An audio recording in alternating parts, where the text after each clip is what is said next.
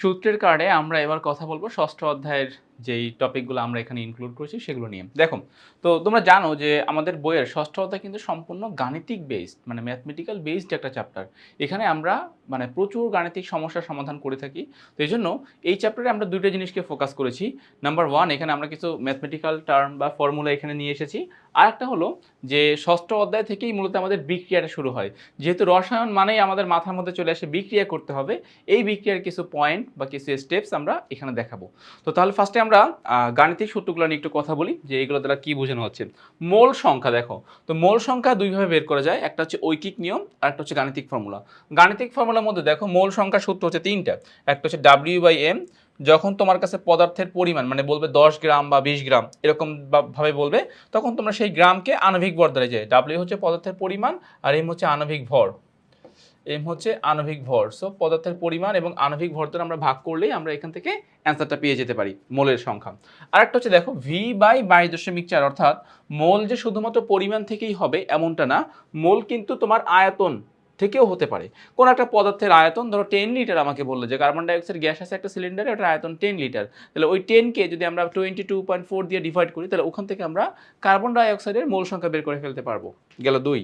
আর 3 number হচ্ছে তোমাদের Avogadro number, সেটা কত? এন দ্বারা বোঝানো হচ্ছে অণুর সংখ্যা।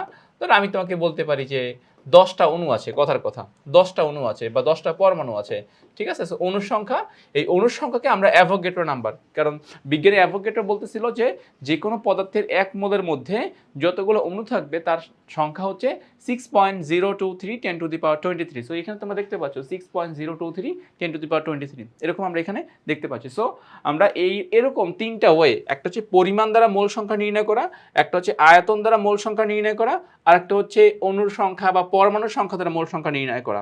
তো তিনটা ওয়ে আছে, তিনটা ওয়ের সাথে কিন্তু এই যে মোল সংখ্যার একটা রিলেশনশিপ তৈরি করা যায়। সো আমরা এখান থেকে এটা কমপ্লিট করে ফেললাম।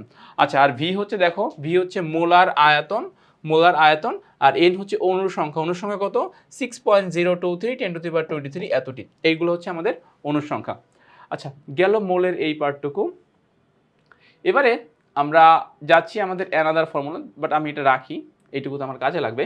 আচ্ছা, আমাদের মোলারিটি বা ঘনমাত্রা, এক কথায় বললে মোলারিটি বা ঘনমাত্রার নির্ণয় সূত্র হচ্ছে এইটা, W = SMV/1000। W = SMV/1000। আচ্ছা, এবারে আসলে এখান থেকে আমরা কি কি বুঝাচ্ছি।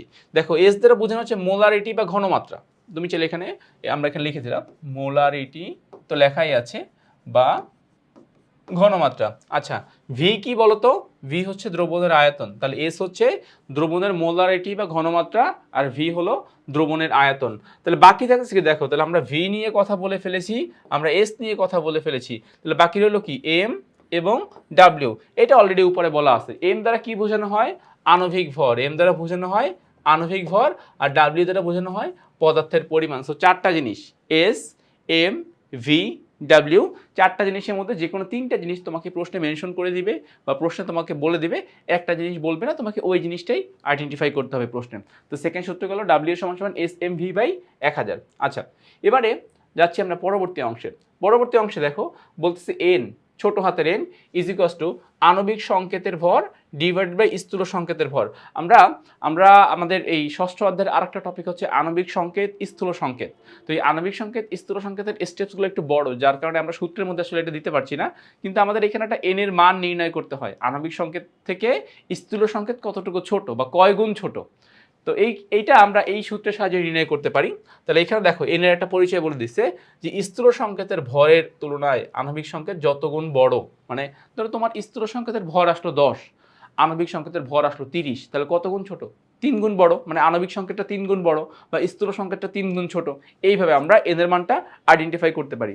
এবং এখান থেকে এন এর মানটা পাওয়ার পরে আমরা আরও একটা ফর্মুলা এখানে বের করি, যেটা হচ্ছে এইটা দেখো, যে আণবিক সংকেত স্থূল সংকেত ইন্টু এন, স্থূল সংকেত ইন্টু এন। তো আমরা এই যে এন এর মানটা আমরা এখান থেকে পাবো, আমরা এন এর মানটা এখানে বসিয়ে দেব। এন এর মানটা যে পাবো আমরা, এই এন এর মানটা আমরা এখানে বসিয়ে দিব।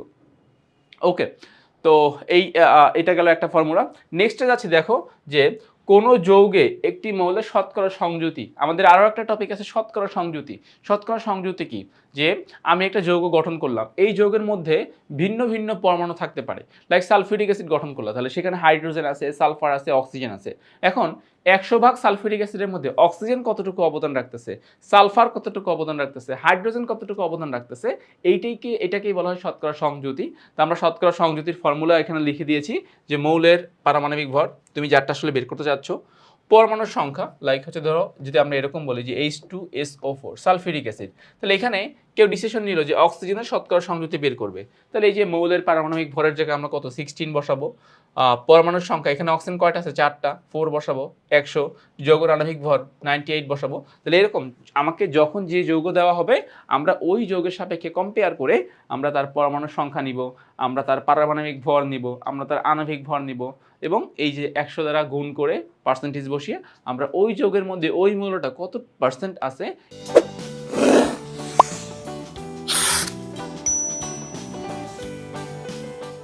এটা আমরা সহজে আইডেন্টিফাই করে ফেলতে পারবো। আচ্ছা, গেল এটা। এরপরটা কি বলছে দেখো, উৎপাদের শতকরা পরিমাণ, উৎপাদের শতকরা পরিমাণ। তো এখান থেকে আমরা কি ফলাফল পাচ্ছি যে বিক্রিয়া হওয়ার পরে প্রাপ্ত প্রকৃত উৎপাদের পরিমাণ, দেখো এই যেই, আর রাসায়নিক সমীকরণ থেকে হিসাবকৃত উৎপাদের পরিমাণ। তো তোমাদেরকে এখন এটা সহজে আমি বুঝাই দিই। উৎপাদের শতকরা পরিমাণ বলতে যেটা বোঝানো হয় যে আমরা যখন বিভিন্ন শিল্প কারখানায় যখন আমরা কোনো একটা উৎপাদন করতে চাই, তাহলে আগে আমরা এটা হিসাব করি, বিক্রিয়া করে আমরা হিসাব করি যে হ্যাঁ যদি আমি এটা এইভাবে কাজ করি তাহলে এটার ফর এক্সাম্পল তুমি ধরে নাও যে ওই পদার্থের 50 গ্রাম তৈরি হতো, যে কোনো একটা পদার্থ এক্স হোক বা ওয়াই হোক, যে কোনো একটা অজানা পদার্থ আমরা বিক্রিয়া করে হিসাব করে পাই যে হ্যাঁ এটা আমি 50 গ্রাম তৈরি করতে পারবো। কিন্তু অ্যাকচুয়ালি শিল্প কারখানায় এটা কখনোই 50 গ্রাম হয় না, দেখা যায় যে 45 হয়, 46 হয়, 40 হয়। এটা ডিপেন্ড করে যে আমার প্রোডাক্টিভিটি কতটা ভালো, আমার ওয়ার্কাররা কতটা এক্সপার্ট। কেন এখানে কম হচ্ছে? কারণ যেটা বললাম যে অনেক সময় মেশিনে ত্রুটি থাকতে পারে, অনেক সময় মালে ভেজাল পড়ে যেতে পারে, অনেক সময় কাঁচামাল কোনো একটা কারণে একটু নষ্ট হয়ে যেতে পারে, নানাবিধ কারণে এটা আসলে 50 থেকে 50 না হয়, যেটা বললাম যে 45, 46, 47, তাহলে আমরা এই যে এখানে 45 লিখলাম। আচ্ছা, এবারে দেখো তাহলে প্রকৃত উৎপাদ হচ্ছে তোমার 45 গ্রাম, আর তুমি বিক্রিয়া থেকে হিসাব করছো 50 গ্রাম। তার মানে এদের দুজনের যে অনুপাতটা, এই অনুপাতটাকে বলা হয় উৎপাদের শতকরা পরিমাণ। তো এটা আমাদের আসলে এই যে যেটা বললাম যে যে বিক্রিয়া থেকে হিসাবকৃত, এটা কিন্তু আমাকে প্রশ্নে হিসাব করতে হয়। তোমরা যখন এই ম্যাথগুলো করো, এটা তোমাদের ঘতে আসে 4 মার্কসের জন্য। তো আমাদের এই যে যেটা বললাম না যে বিক্রিয়া থেকে হিসাবকৃত, এটা আমাকে আসলে প্রশ্নে এমন কিছু তথ্য বলে দেয় যেখান থেকে আসলে আমরা নিজেরাই হিসাব করতে পারি যে হ্যাঁ এতটুকু লবণ তৈরি হবে, অথবা এতটুকু কার্বন ডাইঅক্সাইড তৈরি হবে, বা এতটুকু পানি তৈরি হবে, বা এতটুকু অন্য যে কোনো একটা মৌল বা যৌগ তৈরি হবে আর কি। তো এটা আমরা ওইখান থেকে হিসাব করি, আর প্রকৃতপক্ষে প্রাপ্ত পরিমাণটি এটা আমাকে প্রশ্নে বলে দেয়। তো দেন আমরা এই দুইটার মধ্যে কম্পেয়ার করে হিসাব করি যে এখান থেকে আসলে উৎপাদন শতকরা পরিমাণ কতটুকু কি হতে পারে। ওকে, তো তাইলে আমাদের ষষ্ঠ অধ্যায় সূত্র সংক্রান্ত আমাদের এই ব্যাপারগুলোই ছিল। এবারে আমরা যাচ্ছি বিক্রিয়া করার কিছু মানে একদম মেজর কিছু পয়েন্টে, যেগুলো আসলে তোমাদের সবসময় ফলো করতে হয়। দেখো এবার সূত্রগুলো আমরা একটু দেখে নিই যে সূত্রের কিছু কি ওয়ার্ড বা কি ফর্মুলা আছে। যেরকম দেখো 1 নম্বরে বলতেছে যে দ্বিপরমাণু গ্যাস সমূহ, কারা কারা দ্বিপরমাণু gas, fluorine, chlorine, bromine, iodine, এরা হাইড্রোজেন, নাইট্রোজেন, অক্সিজেন, এরা যদি বিক্রিয়কে আসে তাহলে এদেরকে দ্বিপরমাণু আকারে লিখতে হবে। নাম্বার 2, কঠিন পদার্থকে এস বা সলিড, তরল পদার্থকে এল বা লিকুইড, এবং গ্যাসীয় পদার্থকে জি বা গ্যাসিয়াস, এবং জলীয় পদার্থকে এ কিউ দ্বারা প্রকাশ করা হয়। আচ্ছা, এবার যাচ্ছি 3 নম্বরে। 3 নম্বরে কি বলতেছে দেখো যে বিক্রিয়কগুলোকে, এই 3 নম্বর পয়েন্টটা অনেক বেশি ইম্পর্টেন্ট, আমরা এটা অনেক বেশি ফলো করি। কি বলতেছে যে বিক্রিয়া করার ক্ষেত্রে বিক্রিয়কগুলোকে সর্বপ্রথম আমরা পজিটিভ নেগেটিভে বিভক্ত করব।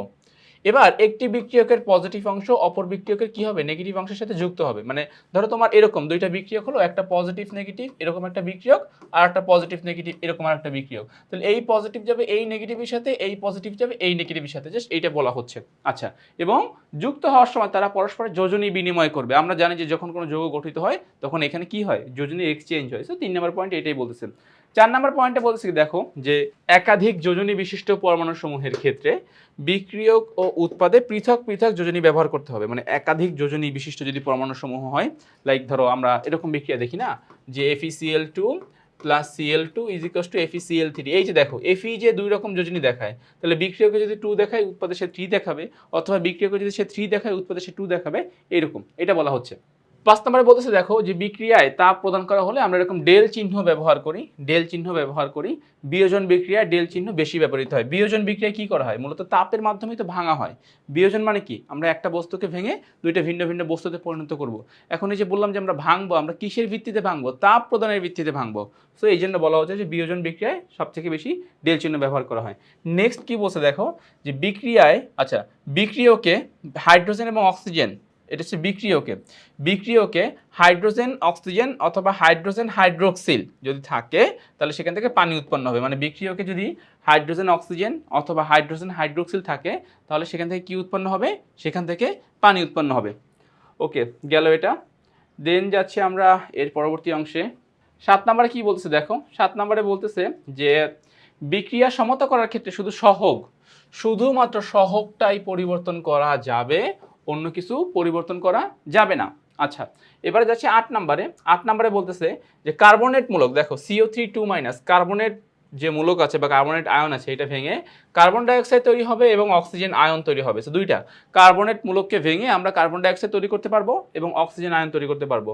9 নম্বরে কি বলছে দেখো, 9 নম্বরে বলতেছে এটা হচ্ছে বাইকার্বনেট বা হাইড্রোজেন কার্বনেট। হাইড্রোজেন কার্বনেট আয়নকে ভেঙে আমরা কার্বন ডাইঅক্সাইড ঠিকই তৈরি করব, বাট এবার তৈরি হবে হাইড্রোক্সিল আয়ন। সো বাইকার্বনেট মূলককে ভেঙে আমরা কার্বন ডাইঅক্সাইড এবং হাইড্রোক্সিল আয়ন তৈরি করতে পারবো। এবং 10 নম্বরে বলতেছে দেখো যে অ্যামোনিয়াম আয়নকে ভেঙে আমরা অ্যামোনিয়া এবং হাইড্রোজেন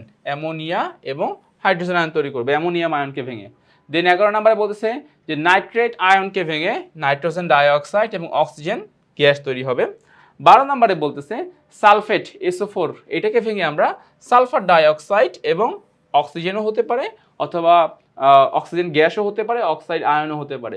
তো এই যে দেখো কথাগুলো এখানে তোমাদেরকে বলা হলো, এর মধ্যে আমাদের কয়েকটা জিনিস আছে ফিক্সড যে সবসময় হবে, যেরকম 8 থেকে শুরু করে 12 পর্যন্ত আমরা যে কথাগুলো বললাম যে কার্বনেট, হাইড্রোজেন কার্বনেট, অ্যামোনিয়াম, তারপরে হচ্ছে গিয়া কি নাইট্রেট, সালফেট, এই যে আয়নগুলোর কথা এখানে বলা হয়েছে, এই আয়নগুলো থেকে মূলত আমরা ভেঙে কি কি উপাদান পাবো বিক্রিয়া করার ক্ষেত্রে, কিন্তু আমরা এদেরকে ভেঙে ফেলবো।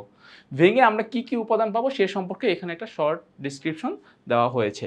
তো আমি আশা করতেছি তোমরা এইটুকু অংশ প্রপারলি বুঝতে পেরেছো ষষ্ঠ অধ্যায়ের ক্ষেত্রে, যেটা তোমাদেরকে অনেক বেশি হেল্প করবে বিক্রিয়া এবং এর সাথে সূত্রসমূহ।